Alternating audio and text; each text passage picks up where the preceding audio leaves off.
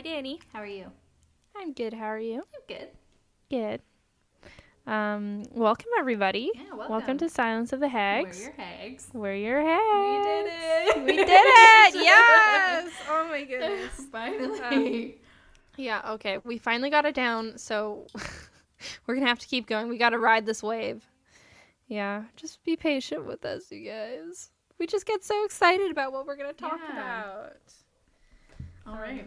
Speaking of which, it's all you, honey. It's all me. It's all you. Today, we are going to be discussing the Hinterkaifeck Murders. Hinterkaifeck. Hinterkaifeck. I am not Nice. German. No. I do have a German friend, so Sarah, I am sorry in advance that I did not ask you how to pronounce any of these words. I'm just winging it. She's just going for it, and I fully support. I already know when she listens to this, I'm gonna get a message and be like, bitch, why didn't you text me and ask? Let us know what you think. Is it accuracy that matters, or is it passion? I think it's the passion. Okay. I'm gonna put a lot of passion into these German words, which is that I believe German people speak with Passion. They're a passionate. lot of passion. So I'm gonna agree. I agree. Yeah.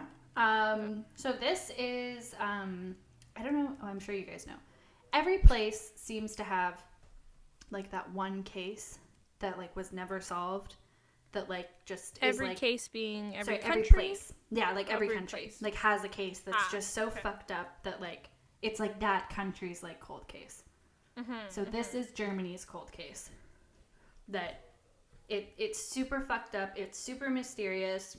Nobody knows what the hell happened. It still hasn't been solved, but there are some various theories, conspiracy theories, as one may say, as to what happened. Yeah. I gotta say, this is the most unsatisfying season ever, because I don't know how things end. I know. Yeah, and I want to know. But interesting all the same. Yeah, very interesting. Yeah. So actually, I came across this because I was scrolling through TikTok, as I do, and I saw this girl, Miss Hickey Shamer. Super funny, great girl. That's fucking rude. I love her. She's I'm not a a Hickey Shamer. supporter. I'm a Hickey supporter. But so she posted, and like there was like this little trend going around. It wasn't a huge trend. It was definitely just a trend with people that I follow. But it was a trend of people who aren't usually like scared of like listening to like stuff about serial killers and ghosts and watching scary movies, and like people were being like, but this is like the one thing that like fucking freaks me out. So like people were saying that, and this was her case that freaked her out. So I was like, when I saw it, I was like, I've never heard of this. I'm gonna look it up. I think my one that really freaks me out for scary movies is The Grudge. Really? I don't know why. Nothing else really, like, nothing really bothers me. I'm a fucking, people call me a psychopath because I'll watch scary movies in my room at 11 o'clock at night with the lights out alone. Yeah, and I love it. It's Gucci. It's great. I never have nightmares or anything like that. Like, it never bothers me. The Grudge? Oh my God. Maybe it's when I was, not when I was younger. I guess I was younger, but about, I don't know, 5 or 6 years ago when I originally lived at home before I moved out, my sister used to hide under my goddamn bed. And I'd come into my room and I'd be just doing things, and then suddenly she'd be making the Grudge sound. That's so maybe it's just fucking PTSD from that, but yeah, The Grudge. Oh God. I have a funny story that relates to that. Yeah, so when I was a kid, me and my friend Kendra used to sleep over at my friend Jade's house, and she had bunk beds, so we would have to share one of the bunks. So her and I would sleep on the top bunk, and Jade would sleep on the bottom bunk, and Jade had her dresser at the foot of the bed. You can already see where this is going, and we're assholes. So Kendra climbed down like the foot of the bed, so Jade couldn't see her because it was dark, and went under the fucking bunk bed. And and we were like sleeping, like I was pretending to sleep up top, and like we were all asleep, but Kendra and I were awake, and Jade was passed out. And went under her fucking bed, and just like started like touching her like arm, and then like and Jade was flipping the fuck out, like freaking out. It was great. One of the best moments of my childhood. It was great. Poor Jade. It was fine. Oh my God. Yeah. In hindsight, pretty fucking funny. But in the time, I'm sure Jade was like, "You're never fucking coming over again." Jesus, that's funny. Yeah, I as kids we were not smart. I remember me and my other friend Courtney used to go to the movie store, and like they had like a scary movie section, and we were like fucking young. We were probably like between the age like I would say we started this like around the age of 10 years old, and like this went until we were like 15 or 16. But we'd pick a number between like 1 and 300, and we'd count all the movies, and that would be the scary movie we'd take home. And we'd do that like almost every weekend. So we watched a lot of scary movies. That's not a bad way to do it. It was good. It was good. I've seen a lot of movies that I would have never watched because of it. That's smart. I'm gonna start doing that. Yeah, it was fun. Are there still movie stores? Well, I mean, on Netflix. I'll go to the scary movie tab. Yes. Right. Also, I think there is one more video store open in Vancouver, so maybe I'll just pop over there. An adult video store that's still open by my house. They just sell or rent adult videos. That's it. I was gonna say just a number between 1 and 300 and go there and see what happens. Broaden your horizons, Dani. I'm good. I'm good. Yeah. So let's hop into the Hinterkaifeck Murders. All right, Hinterkaifeck it is. Already sorry in advance to our few German listeners. Well, as long as you're here, I'm happy. Your words are very long and they're very hard. They are. They are very hard. I did write some of them down. This is through Google Translate, so not sure how accurate the Google German is. Like I said, passion is the important part, right? Definitely put in for me to pronounce these words. As you'll see. Although I'm just realizing right now I didn't look up how to pronounce Hinterkaifeck, so I'm just, if that's not how I pronounce it. That's correct. Okay, good. That's correct. Okay. Don't you worry. All right. So this is an old one. It is a very, very old one. So on April 1st, 1922. Oh, shit, that is old. We go way back. Okay, no kidding. Many neighbors grew concerned when young Katcelia missed school and the entire family missed church, where Victoria, her mother, was a member of the choir. Sorry, so where in Germany is this? I'm getting into there. We'll get there after. Oh, okay, sorry. Don't worry. On April 3rd, Katcelia failed to attend school again, and mail for the family had begun to pile up at the post office. On April 1st, Lorenz Schlittenbauer, a nearby farmer, decided to investigate and led a small search party with him. So what was discovered would haunt each and every one of them for the rest of their lives. Ooh, spooky. So honestly, probably real though. Yeah, it's pretty fucked up. So the Hinterkaifeck farm was a lonesome place located near the woods outside of a Bavarian town of Groba. I did look that up. It's English would be Grobern, but it's Groba.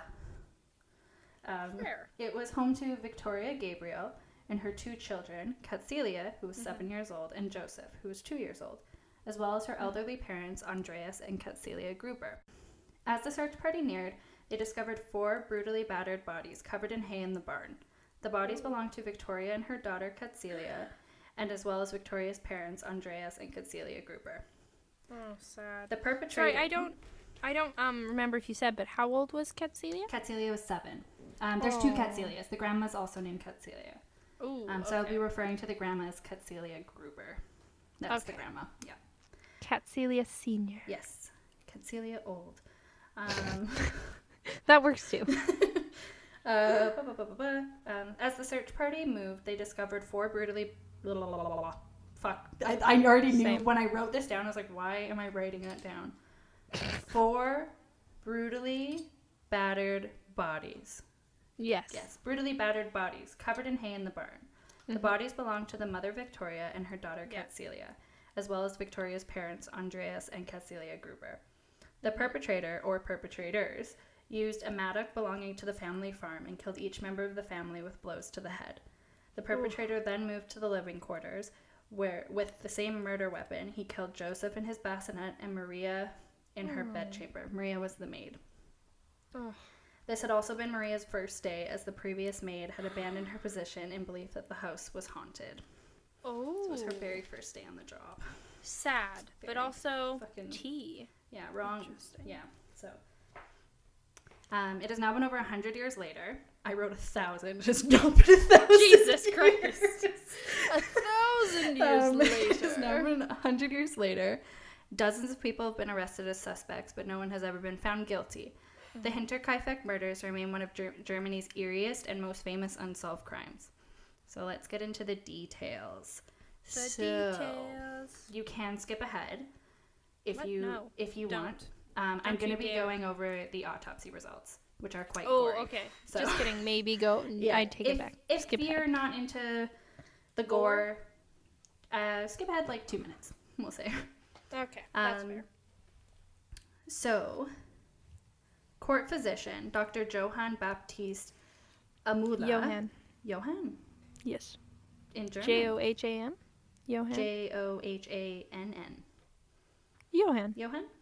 Yeah, I think so. Johann Baptist Amula conducted the family's autopsies. It gets a little gory, so go away if you're not gory. The grandmother, Catzelia, showed signs of strangulation and several blows to the head, leaving her with a cracked skull. The face of her husband, Andreas, was caked with blood, and his cheekbones protruded from his broken flesh. Victoria's skull had also been cracked. Her head showed 9 star-shaped wounds. On the right side of her face had been hit with a blunt object. This is the very sad part. So, her daughter, Catzelia, her lower jaw had been shattered, and her face and neck were covered with gaping holes. It was said that the grandparents, Catzelia and Andreas, as well as the mother, died instantly from expertly delivered blows to the head. For those of you who don't know what a mattock is, because I had no fucking idea what a mattock was. Yeah, I don't know what that is. It is like it looks like a pickaxe, but it's for digging and chopping things on a farm. Oh, okay. And it's like got like a long... Yeah. I'll post a photo of it. Yeah. So the autopsy did, however, discover that the daughter, Catzelia, likely remained alive and in shock for several hours after her attack, and her hair was found in her hands because she was ripping her hair out. Oh, and she was only 7. That's awful. Moving to the inside main living quarters, it seems that 2-year-old Joseph and the maid Maria had met a similar fate. Maria was killed by crosswise blows to the head in her chambers, and Joseph by a heavy blow to the face in his cot in Victoria's bedroom. Like the bodies in the barn, theirs were also covered. Maria's was covered with sheets, and Joseph's was covered with one of his mother's dresses. Interesting. The farm animals remained unharmed, and chillingly, they were even taken care of and fed between the days of the murder and the day of the search party. Oh, shit. Yeah. The reason why the search party wasn't conducted sooner as well is because neighbors did see that the chimney was lit. Yes, so whoever did it did stay and left the bodies where they were originally killed. And the animals were still fed, fires were still lit in the house. Oh, that's fucking creepy. So initially, police had suspected traveling men of ill reputation or vagrants, but this theory was disregarded after large sums of money were found in the house completely untouched. So whoever did it didn't do this to steal anything. Yeah. So when police questioned the former maid on the murders and her belief that the property was haunted, she said that she had come to this conclusion after constantly hearing sounds in the attic and experiencing an unsettling feeling of being watched. She had brought this up to Andreas, the grandfather, and he didn't believe her. But even though he did not believe her, he also had confided in neighbors about strange happenings in days before the murder. So, those strange happenings were a newspaper he had found in the house that he himself and nobody else in the house had purchased. So they found a newspaper that was like dated for that day, but he didn't buy it. Victoria didn't buy it. Oh fuck. That was her pronunciation was on my first page. Catzelia didn't buy it. So nobody had bought it, but it was in the house. Ooh, that's creepy. Yes. Also, 2 days before the murder, they only had 2 house keys, and one of the 2 house keys had gone missing. Yes. Oh, this is the very creepy one. He had also found a set of footsteps that led from the woods to the house in pristine, untouched snow. They only led from the woods to the house. And nobody had left the house that day. Okay, so let me get this straight. So all that weird shit's happening, and the maid's like, I can hear someone in the ceiling. And he's just like, nope. Yep. Bitch, what the fuck? Yeah. No. Did you deserve what happened? Absolutely not. Of course not. But use your fucking brain. Yep. What? Yeah. So was it just tracks from the woods just to their house? It went it was one set of footsteps that went right from the woods to their back door. But they weren't his wife's, they weren't Victoria's. Nobody had left the house that day. They woke up and the footsteps were there, and it had snowed, so it was already snowing. So this was in like untouched snow. So you see a set of footprints that goes into your house, and no one leaves, and you're not concerned. Yep. And one of your house keys is missing. Yep. And you're not concerned. Sir? Oh, Jesus. That's creepy. Yeah. Okay. Sorry, weird. continue. No. It's weird. It's a very strange series of events that were just never brought up to the authorities. I mean, I didn't live in the 1920s, so I don't really know what authorities were like back then. But this kind of seems like something you might bring up to authorities. I was going to say, or even just like, I don't know, your neighbor. Yeah. Just like, he did bring it up to the neighbor. Oh, right. That's what you said. Yeah. Right. So this combined with the footsteps leading from the woods, the sounds in the attic, they also found the smoking chimney in days following the murders. Many believe that these odd, unexplained details suggest that the killer may have taken residence in the family's home days leading up to the murder. So the Hinterkaifeck murder the case has been reopened several times over the past 95 years. In 1923, the farm was demolished, and the family lays buried without their skulls. Their skulls were removed and sent to Munich, where they were examined for metaphysical clues. Sadly, nothing came of this, and eventually their skulls were lost during World War II and never returned. Additional evidence that was gathered from the crime scene was either lost or too ancient to gain any information from. So in 2007, this is the last time the case was opened. I'm going to fucking ruin this name. The first Feldbruck Police Academy took on... You're going to make me say it again? Really? Yes, I am. First... Fucking damn it. Furstenfeldbruck. The police academy. It's a fucking police academy in Germany. Are you saying 3 different words? It sounds like you're saying 3 words at one time. That is German. That is just German. Oh my god. Okay, sorry. The police department. The police academy took on the Hinterkaifeck murders as a cold case, but due to the lack of evidence and basic forensic techniques that were deployed at the original investigation, nothing came of it.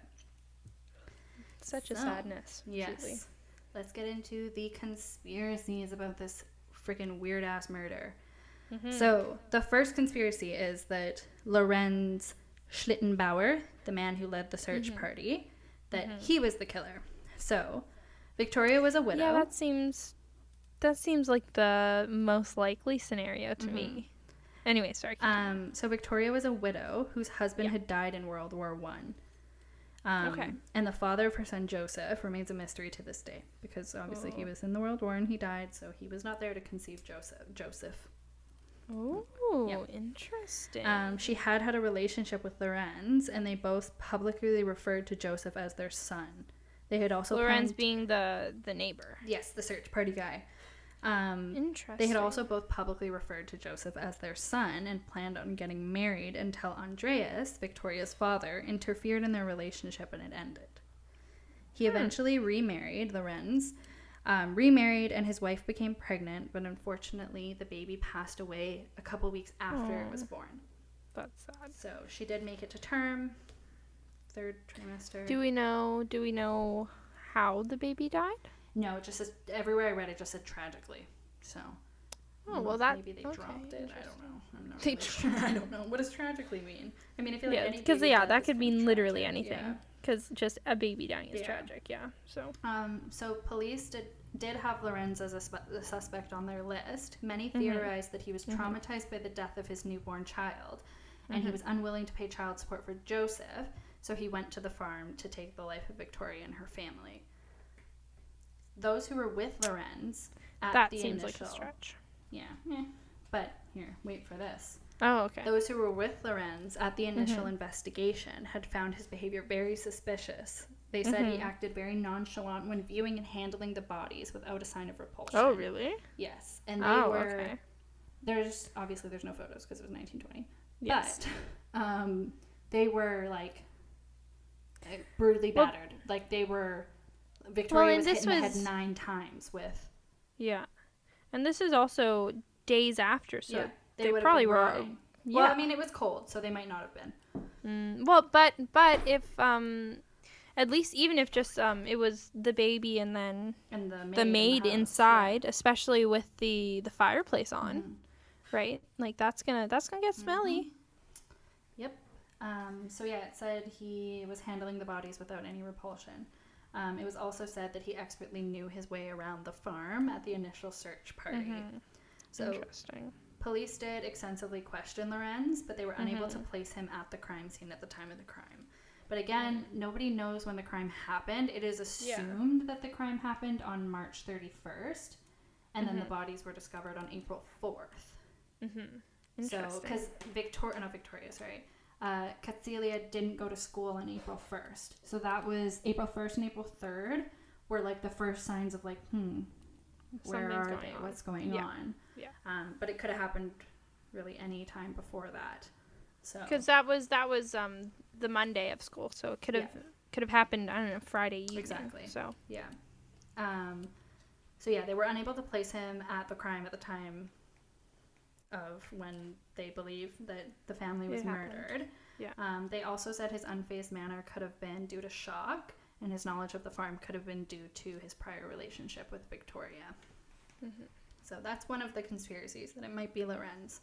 Okay. The other one is that it might be Andreas Gruber. So another theory has floated around that Andreas was actually the father of Joseph. And some believe that he had killed the entire family. Yep, her Who's dad. Oh. Victoria's dad. Okay. Yeah. And some believed that he killed the entire family before turning the matic on himself. Andreas did have a history of incest and abuse, and it was frequently discussed by neighboring towns. Supposedly, supposedly, he had other children with Catzilia Gruber, the grandma, besides Victoria, but Victoria was the only one who survived his violence into adulthood.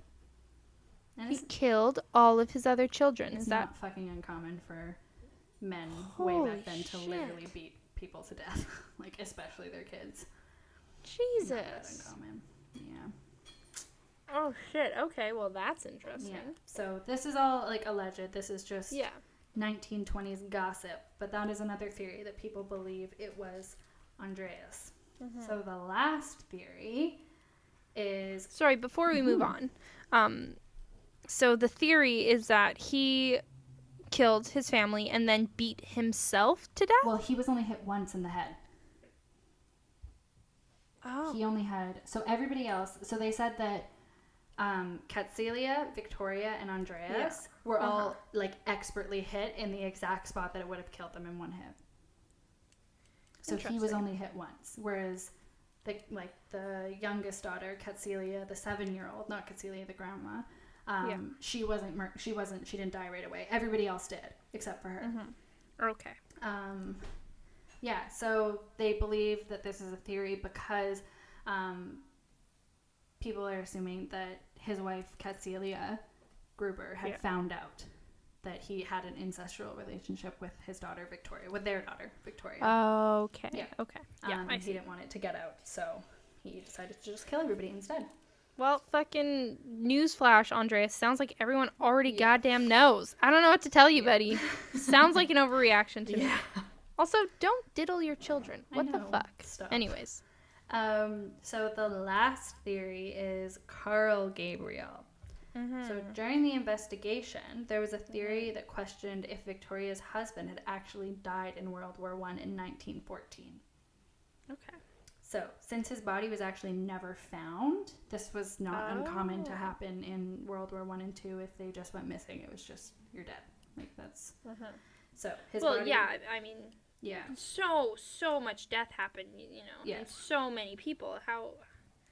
seems unrealistic to be able to keep track of every single human being, unfortunately. And especially at that time as well. Totally. Especially at that time. Yeah. So he had been gone since 1914, which was 8 years. So obviously he was not the father of at least one of the children. He might not have been the father of Katselia, but also she could have gotten pregnant as he was leaving. Like, it could have been one of those things, so it carried over. So he might not have been the daughter of Katselia, but he was definitely not the daughter of Joseph. Yeah. So Not the father. What did I say? The daughter. Oh, she's also definitely not the daughter of Joseph. No, definitely not. Yeah, so people believe that might have been his motive. Also, since if the rumors about Andreas's incestual relationship with Victoria were true, that would have been his motive to kill the entire family. True. Yep. And people are also speculating, since the younger Katselia didn't pass away right away, she was alive for a little while, people are speculating that the reason why the perpetrator stayed at the farm and didn't leave for a few days was because of their remorse for the young girl that was still alive. And they were maybe trying to help her because he felt regret killing his own daughter. That's an interesting one because it's not unheard of for, people go off to war, they disappear, and they're gone for, however many years, 8 years, whatever, and then they show up at home one day. Like, that's not unheard of. Well, and like one of the things I was reading is a lot of people were talking about, well, like the time gap of, well, it was 8 years ago, and like where was he for the past 8 years? Like, he could have been in some sort of prison, some sort of like insane asylum, because PTSD back then was not something that was widely talked about or even widely accepted at all. Yeah, so he could have been in some form of like prison or asylum, and he managed to get out and came home and found all this out. Yeah. So. And especially if he's suffering from PTSD, if you don't know, PTSD, it doesn't, once you're set off, a lot of the time you think it's like you a are blind fit of rage. Yeah, well, and you think you're back in that time and that place that traumatized you. So he might have snapped thinking he's back in the war, and he's just doing what he has to do to survive, and then staying there for a few days from remorse from hurting his daughter. That's interesting too, because maybe he went through all of that, snapped out of it, realized that everyone is dead except for her. Yeah, and another thing that should be noted is the expertly delivered blows that killed them almost instantly. Like, that's not something that I'm an average person. I wouldn't know how the hell to do that. Like, there's no way that an average person would know how to do that. And also, like, another thing that was brought up is, why was 4 of the family members in the barn? Yeah. Like, that's not common. So they, like, a lot of people think that they were lured into the barn by someone that they trust. So that either being Lorenz, Andreas, or Carl. Well, that's interesting too, because I think that you're right, that is a very important point to make about the expertly delivered blows. Because as a soldier, you're not fighting hand-to-hand combat, right? You're shooting guns. So I wouldn't say that it would be a natural assumption to just think that, her husband knew how to do that. I think that, taking that into account, it's more likely, in my mind maybe, for it to be the neighbor, because he's a farmer, right? Do you know, was he animal agriculture, or was he, do you know? It didn't say, no. He was a farmer. I'm assuming it was both, because back then you kind of ran your own farm. True, because if he deals with the animals, and if he slaughters his animals and ships them off to be butchered, he's gonna know about or anatomy in general, and he's gonna be able to know where the best places to hit somebody are to kill them, and B, is going to have enough strength. I mean, killing a grown-ass man with one blow to the head, also, you guys have that's to a lot. Remember, like, this was in the 20s. People weren't living to the age of, like, fucking 80, 70, 80. People were living to, like, 60. So it's not like they were, like your old and frail. Like, that's not what it was like at all. Yeah. And life, especially around the war, was really, really hard back then, because husbands and sons are all going off to war. So grandparents most of the time didn't have the I don't know if luxury is the right word, but they didn't have the option to be sitting around, knitting. Yeah. A lot of the time, grandparents were still working on the farm. So this isn't gonna be some frail, hunchbacked old man. This is gonna be, a 50-year-old farmer that is being killed in one blow. That's a lot. That's a lot. And also I should mention that Lorenz was the closest farm to their farm. His farm is about, I think it's at about 500 meters away. Oh, that's pretty close. Farm, yeah. But every other farm was not close at all.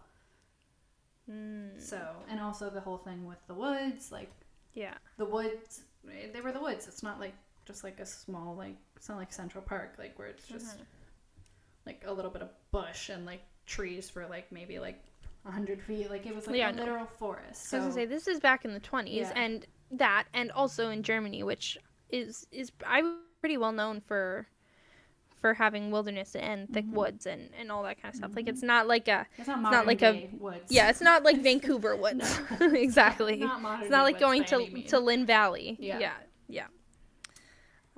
That's interesting. So that is the Hinterkaifeck murder conspiracy. I don't think Andreas did it. I think that's the least probable. The father? The father. I don't agree. think he did it. I think that either it was Lorenz. I don't know if it was related to him having a baby and having a blind fit of rage, but I mean, maybe it was. I don't see why he would want to kill his own son over that. But I mean, hey, different times. I don't know. Or I think it was the dad. I do think that is absolutely fucking probable that it was the dad. Because I think, it was mentioned that their ancestral relationship was talked about in neighboring towns. So if he was trying to make his way back home and he was asking about his wife, he might have found out that way. Yeah. You know? He could have found out that she had another kid, or even that she had a daughter. He probably didn't even fucking know that he had a kid. Oh, absolutely. If he had a daughter, he probably had no idea. There weren't phones.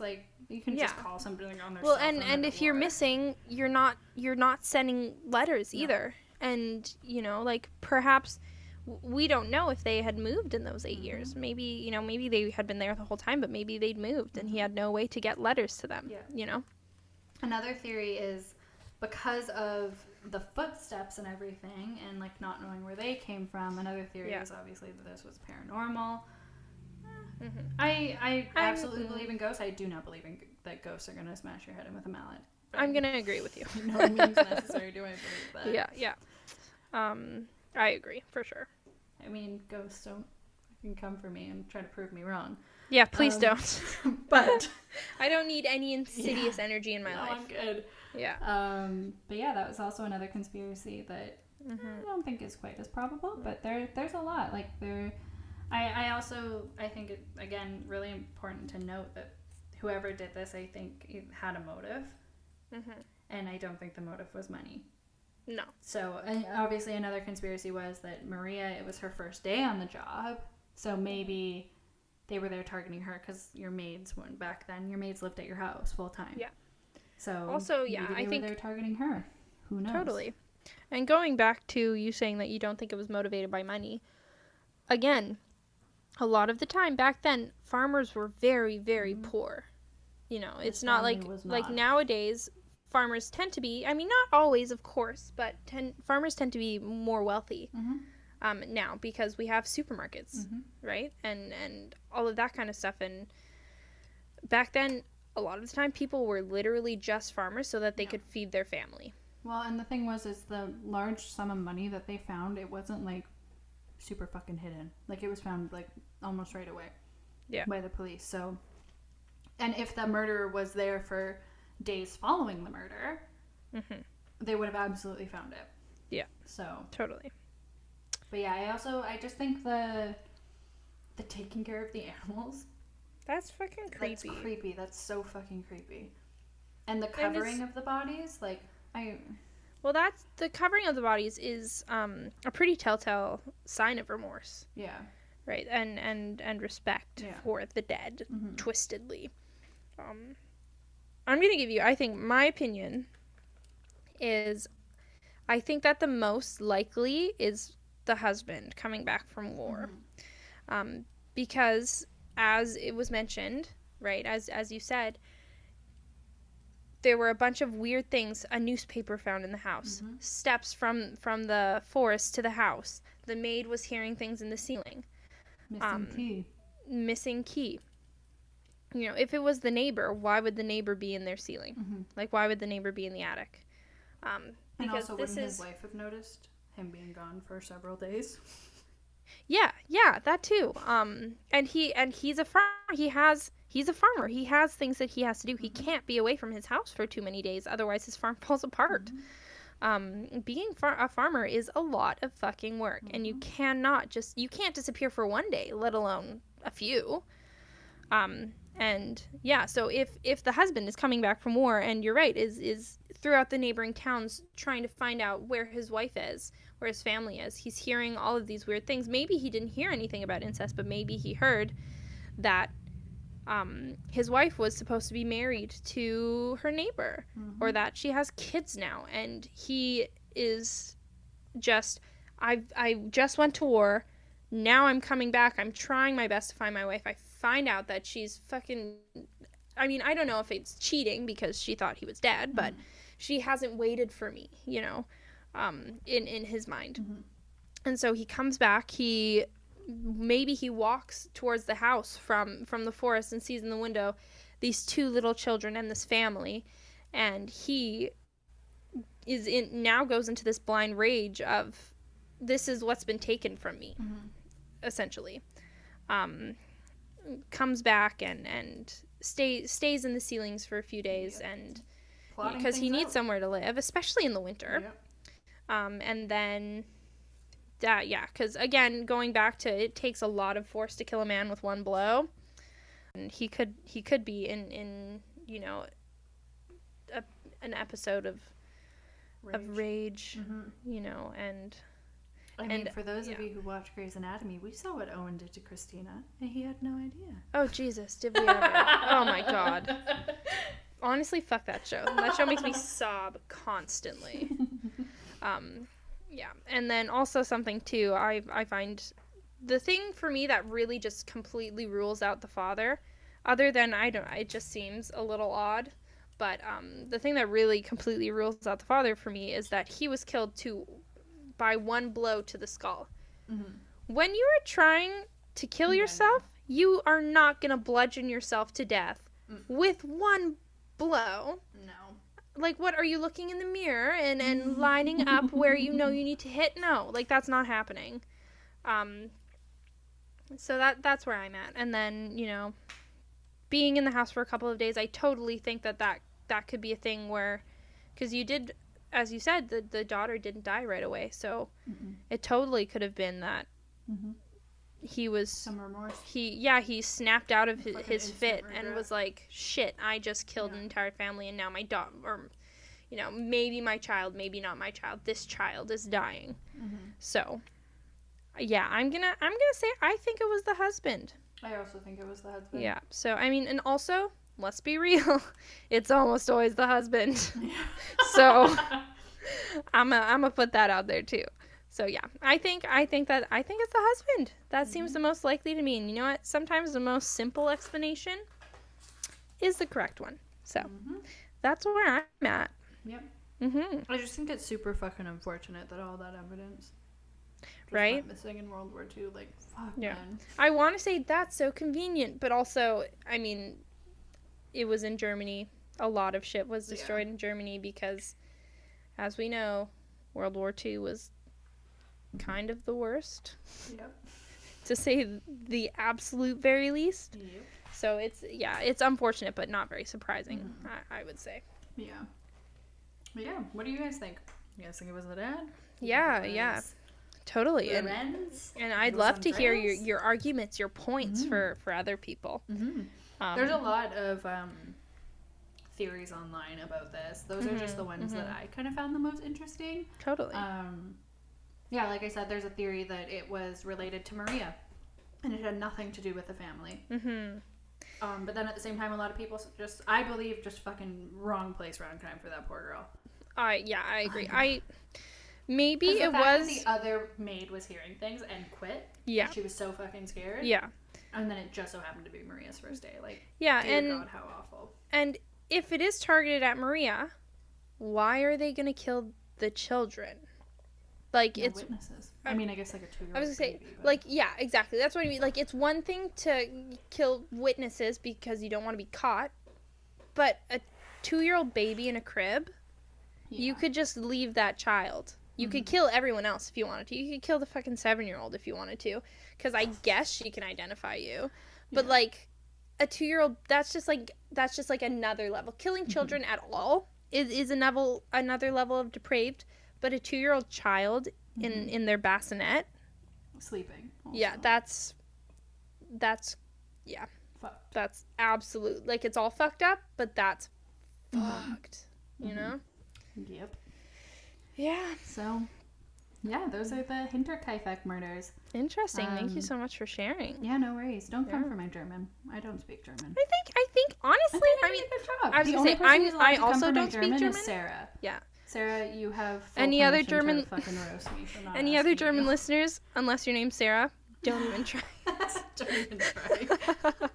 No, but I mean, I could be wrong because I also don't speak German, but I think you did pretty good. You sounded you sounded good. I sounded German?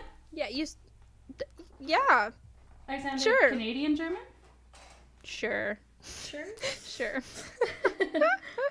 You sounded, I speak no other language, but I'm doing my best. Thank you. That's what you sounded.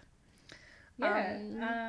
Yeah, I'd be super intrigued to hear if you guys have any. Totally. Or if like, you have another conspiracy, like if you have another that explanation for it. Yeah. What do you think? Yeah. Because I did a lot of reading on a bunch of different websites. I ended up on Reddit to see just what other people Honestly, think. okay, real talk, I fucking love Reddit. Me Reddit too. is awesome. Yeah. You know, you have to take everything with a grain of salt, as you do with any site. But it's just very nice to hear what other people think. Yeah, you know? and you know, people who are really good at diving deep into shit, which I mean, I try my best, but I'm, you know, I don't know all the ins and outs of the internet. Okay, I'm an old lady. Yeah. So I'm just doing my best, and it's really nice to see, especially when they give sources and stuff. So thank you, Reddit users of the world. Bless your souls. Yes. Truly. I'll have to find the website and I'll post it on our Instagram. But this website's basically just like cold cases and theories behind them. Oh, interesting. Like, so it tells you like a little. This website didn't have a big write up about this cold case, so I had to look it up elsewhere. But it does like a little write up on what exactly the case is about, and then basically you're free to post in each column. Like there's like there was, I think there was like 5 or 6 on this website, but it was like there was the Carl column, and it was like everybody's comments about why they think it's Carl, and then also why people don't think it's Carl. Yeah, that's so there was cool. There was like reasons why this is a viable conspiracy, and then right below it there was like reasons why it's not. And then there was like a Lorenz column. That's really cool. There was a Maria column. There was there was like a whole like the unknown, which is basically like the ghost column. But yeah, it was super cool. No, that's I'll have interesting. to link it because it's a very interesting website. Highly recommend you guys check it out. I will check it out. Wow. Yeah, that's very cool. All right, guys. Yeah, that's the Hinterkaifeck Murders. Yeah. Do you wanna plug our social media, Dani? Oh yeah, right. This is your episode. Please follow us on any of our following social platforms, including Instagram at silenceofthehags. Wow. Silenceofthehags at gmail.com. Wow. YouTube at Silence of the Hags, Spotify at Silence of the Hags, and Apple Podcasts at Silence of the Hags. Oh my god. You sound like a flight attendant. That was gorgeous. Thank you. Oh my god. Guys, hire Dani for any narrating needs. That was wonderful. Thank you so much for that. You're welcome. I don't always speak good, but when you do, you speak good. But when I do, I speak well. But when I do speak good, I just speak well. Yeah. Awesome. Okay, guys. Thanks so much for tuning in. Did you say our email? I sure did. Just kidding. Sorry. Ignore me. I'm the worst. Dani's the best. All right. Thank you so much, guys, and we look forward to hearing from you. Yes, we will see you next time. Yeah. All right. Bye-bye. Bye.